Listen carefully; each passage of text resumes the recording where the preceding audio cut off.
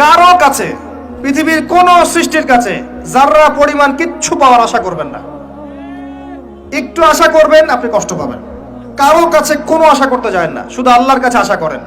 সমস্ত কাজের প্রতিদান আল্লাহর কাছে চান, পরকালে আপনি সুখে থাকবেন ইনশাআল্লাহ। শেষ হাসি আপনি হাসবেন ইনশাআল্লাহ। এছাড়া আমি কোনো সলিউশন দেখি না ভাই। আমি কলিজা থেকে কথাগুলো বললাম আপনাকে, আর যে কথা কলিজা থেকে বের হয় সেই কথা আপনার কলিজার মধ্যে আঘাত করবে ইনশাআল্লাহ। সব কাজ শুধু আল্লাহর জন্য করেন, কেউ আপনার আপন না। আল্লাহ ছাড়া কেউ আপনার আপন নয়।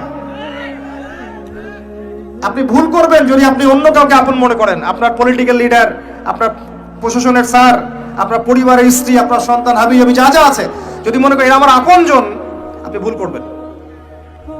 সবাই সবার স্বার্থ চেনে, সবাই সবার স্বার্থ চেনে। শুধু আল্লাহ আপনাকে নিঃস্বার্থভাবে ভালোবাসেন। আল্লাহ পাক স্বার্থ চান না। সারাটা জীবন পাপ করে থাকলেও একটা বার দাঁড়িয়ে খালি বলেন আল্লাহ আস্তাগফিরুল্লাহ ওয়া আতুবু ইলাইহি। মন থেকে বলেন আল্লাহ আমি ভুল করেছি, আল্লাহ আমাকে মাফ করে দাও। এক মুহূর্তের মধ্যে আল্লাহ পাক আপনার সমস্ত গুনাহগুলোকে নেকিতে পরিবর্তন করে দিবেন ইনশাআল্লাহ। আল্লাহ ছাড়া কেউ নাই আপন। আল্লাহর জন্য খালেস করে ফেলেন নিজেকে, তার দিনের জন্য চেষ্টা করেন। তার দিন আজকে অবহেলিত, তার দিন আজকে অপদস্থ। সারা বিশ্বের বুকে আজকে মুসলিমরা নির্যাতিত, নিপীড়িত। দিনকে এগিয়ে নেওয়ার জন্য কিছু করেন। আপনার ক্ষুদ্র ক্ষুদ্র প্রচেষ্টা ইনশাআল্লাহ আগামী দিন ইসলামের বড় বিজয় নিয়ে আসবে। দিনের জন্য খালাস করে ফেলেন নিজেকে।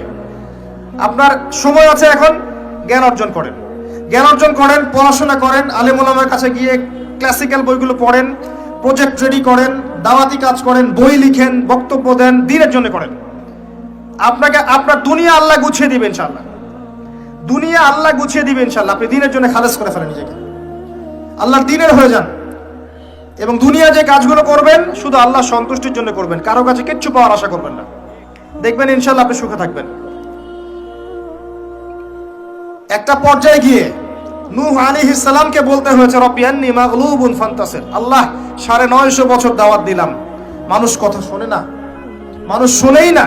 950 বছর দাওয়াত দিলাম, আল্লাহ আমার পরিবারের লোকও কথা শোনে না। আল্লাহ আমি পরাজিত, তুমি আমাকে সাহায্য করো। একটা পর্যায়ে গিয়ে লূত আলাইহিস সালামকেও তার স্ত্রী সন্তান ছেড়ে চলে যেতে হলো। একটা পর্যায়ে গিয়ে ইব্রাহিম আলাইহিস সালামকে তার বাবাকে ছেড়ে চলে যেতে হলো। একটা পর্যায়ে গিয়ে আসহাবুল কাহফকে সমাজ থেকে চলে যেতে হলো দূরে। একটা পর্যায়ে গিয়ে মুহাম্মদ সাল্লাল্লাহু আলাইহি ওয়াসাল্লামকে হিজরত করে চলে যেতে হলো, সাথে কেউ ছিল না। আল্লাহর জন্য ভালোবাসা, আল্লাহর জন্যই বিচ্ছেদ। ইতিহাস তাদেরকে ভুলে যায় নাই। তো একটা পর্যায়ে গিয়ে মানুষ যখন আর পারে না, তখন প্রয়োজনে একা আল্লাহকে নিয়ে থাকতে হয়। এটাই আল্লাহ পাকের মারিফতের সর্বোচ্চ লেভেল। আল্লাহকে নিয়ে থাকেন, ইনশাআল্লাহ আপনি ভালো থাকবেন। রাসূলকে নিয়ে থাকেন, ভালো থাকবেন। তার সুন্নাহকে নিয়ে থাকেন, ভালো থাকবেন। তার দিনকে নিয়ে থাকেন, দিনের জ্ঞান অর্জন করেন, দিনটাকে প্রচার করার চেষ্টা করেন, দিনটাকে প্রতিষ্ঠা করার চেষ্টা করেন। দিন প্রতিষ্ঠা করলে কারো কোনো ক্ষতি হবে না। শৈথিল্যতাবাদী হবেন না, আবার চরমপন্থী হবেন না, জঙ্গি সন্ত্রাসী হয়ে যাবেন না। মধ্যম পন্থায় দিনটাকে নিয়ে গিয়ে যাবেন, মধ্যম পন্থায় এগিয়ে যাবেন, ধীরে ধীরে সবরের সাথে। একটা লেকচারে বলেছিলাম, আমাকে 3টা নসিহত করেছিলেন একজন আলেম। বলেছিলেন প্রথমে জ্ঞান অর্জন করো, 1, 2, তারপরে তুমি ধৈর্য ধরা শিখো, আর 3 সাহসী হও। ভীরু কাপুরুষের জন্য জান্নাত নয়, তিনি বলেছিলেন। অতএব এভাবে চিন্তা করলে আপনি ইনশাআল্লাহ দুনিয়াতে ঠকবেন না, বা দুনিয়াতে ঠকলেও পরকালে আপনি জিতবেন ইনশাআল্লাহ তাআলা। পরকালে আল্লাহ পাক আপনার প্রতিটা কষ্টের প্রতিদান দিবেন ইনশাআল্লাহ আযজা ওয়া জাল। আসুন আমরা সবাই যার যার জায়গা থেকে আল্লাহর হয়ে যাই, আল্লাহর জন্য নিজেকে খালেস করে দিই। আর আল্লাহর ভালোবাসা পেতে চাইলে তার রাসূলকে তার রাসূলের আনুগত্য করতে হবে, তার সুন্নাহ মাফিক চলতে হবে। আল্লাহ পাকের ফরজ ওয়াজিবকে ভালোবেসে আদায় করেন। বিরক্ত হয়েন না, নামাজের আজান হচ্ছে বিরক্ত হয়ে যায় না। ভালোবেসে নামাজে যান, যে আল্লাহ আমার কাছে একটা ইবাদত চেয়েছেন, আমার রব, আমার সৃষ্টিকর্তা আমাকে একটা সুযোগ দিয়েছেন, আমার কাছে একটা ইবাদত চেয়েছেন, সিজদা চেয়েছেন। আল্লাহ আমার কাছে কি আর চেয়েছেন? তাওহীদ চেয়েছেন, সুন্নত চেয়েছেন, হালাল খাই এতটুকু চেয়েছেন, সাধ্যমতো দিনের খেদমত এটা চেয়েছেন। আল্লাহ পাক আমার জন্য জান্নাত রেখেছেন, আমি আল্লাহর জন্য করব না? আল্লাহ পাকের কাজগুলো ভালোবেসে করেন, আল্লাহ পাকে কাছে পাবেন ইনশাআল্লাহ তাআলা। দেখবেন যদি আপনি আল্লাহর হয়ে যান, আপনি মনে মনে কিছু চাইবেন, হাত উঠিয়ে চাওয়ার আগে আপনার সামনে আল্লাহ পাক সেটা হাজির করে দিবেন ইনশাআল্লাহ। বিশ্বাস হচ্ছে না আপনার কথা, আমার কথা? আমার জীবনে শত শতবার এই ঘটনা ঘটেছে। মনে মনে চিন্তা করছি যে এটা দরকার, এটা হলে ভালো হতো, এমনকি এমনও চিন্তা করছি এটা খেতে ইচ্ছা করছে, সামনে গিয়ে দেখে হাজির। একটা কথা আমি মিথ্যা বানিয়ে বলছি না, আল্লাহর কসম। এমনও হয়েছে যে আমি মনে মনে চিন্তা করেছি যে এটা খেতে ইচ্ছা করছে, খেতে পারলে ভালো লাগতো। যেখানে গিয়েছি দেখি সেই বাড়ির মালিক সেটা সার্ভ করেছে। এমন একটা ঘটনা আপনাকে বলি যে আমি এক জায়গায় যাচ্ছি, জিজ্ঞাসা করছি যে কি রান্না করছো, বলছে খিচুড়ি রান্না করছে। ঠিক আছে, খুব খুশি, খিচুড়ি খাবো বাসায় গিয়ে। কোনো একটা কারণে রাস্তায় আমার একটা বিপদ হলো। বিপদ হওয়ার পরে আমি বাসায় যেতে পারলাম না, কোনো একটা জায়গায় আমাকে থাকতে হলো অল্প সময়। সেখানে আমার পরিচিত তিনি ভাই, সে আমাকে বলছে কিছু খেয়ে নেন। ঠিক আছে, কি আছে নিয়ে আসেন। খাবার নিয়ে আসা হলো, দেখলাম খিচুড়ি। কথা কি বুঝতে পারছেন? দেখে আমার চোখ দিয়ে এক ফোঁটা পানি পড়লো খাবারের উপরে। যে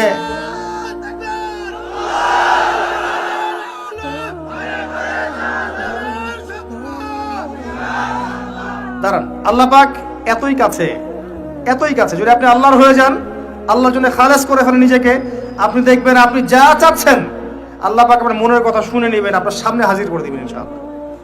কিচ্ছু ভাববেন না, আল্লাহকে ছাড়া কোনো দিকে ভাবার দরকার নাই।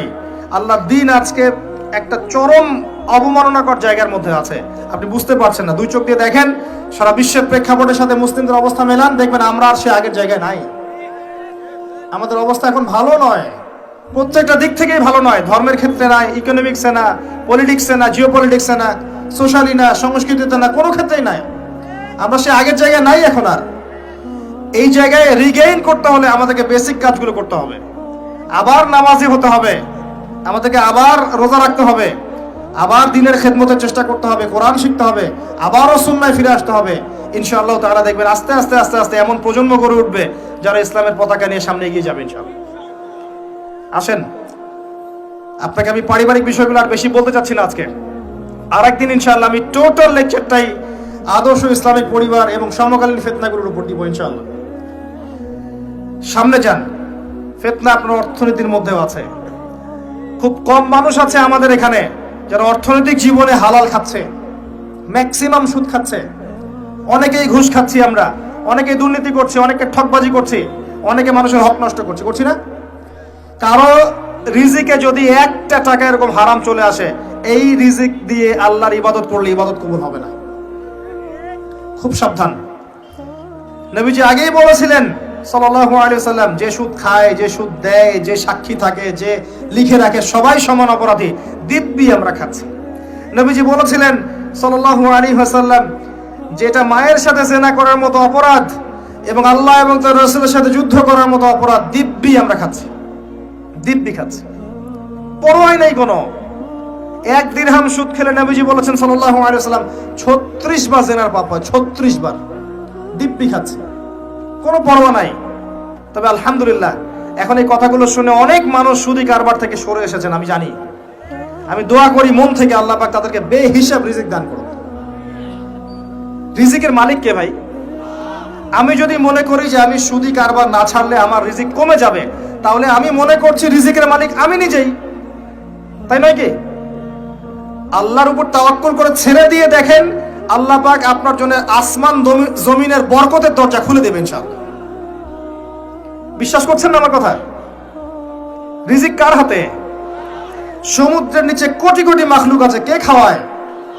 এই জমিনের উপরে কোটি কোটি কীটপতঙ্গ আছে, কে খাওয়ায়? আপনি কি 10টা হাতির দায়িত্ব নিতে পারবেন? এই শত শত হাতিকে কে খাওয়ায়? গবাদি পশুকে কে খাওয়ায়? জীবজন্তুকে কে খাওয়ায়?